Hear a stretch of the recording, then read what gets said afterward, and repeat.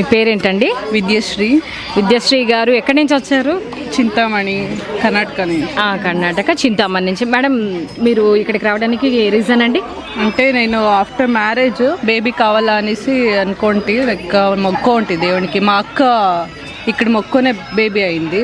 So దానివల్ల నేను ఒక్కిత మొక్కుంటే నాకు బిర్యానీ అవుతుంది అనేసి మొక్కోండి. నెక్స్ట్ మంత్లోనే నేను కన్సీవ్ అయితే, సో అందుకే ఇక్కడికి వచ్చి మొక్కు తీర్చుకుందాము అనేసి వస్తుంది. ఫస్ట్ టైం మీరు మొక్కున్నారు? అక్క వాళ్ళు వచ్చినప్పుడు నేను వచ్చింటి, అప్పుడేం నాకు మ్యారేజ్ అయినలే. బట్ ఇది మనసులో అనుకోండి, లైక్ ఇది తెలిసిండే కదా రెడ్డమ్మ గురించి, దాని నుంచి మనసులో అనుకోండి నాకు బేబీ అయితే నేను నీ దేవస్థానానికి వస్తానమ్మా అని. అది ఆయా అందుకే ఇన్నాళ్ళు పట్టే చాలా నాళ్ళ నుంచి ప్లాన్ చేస్తూ ఉంటుంది.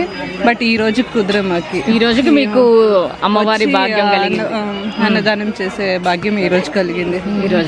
ఓకే, బాబుని పరిచయం చేయండి మాకు.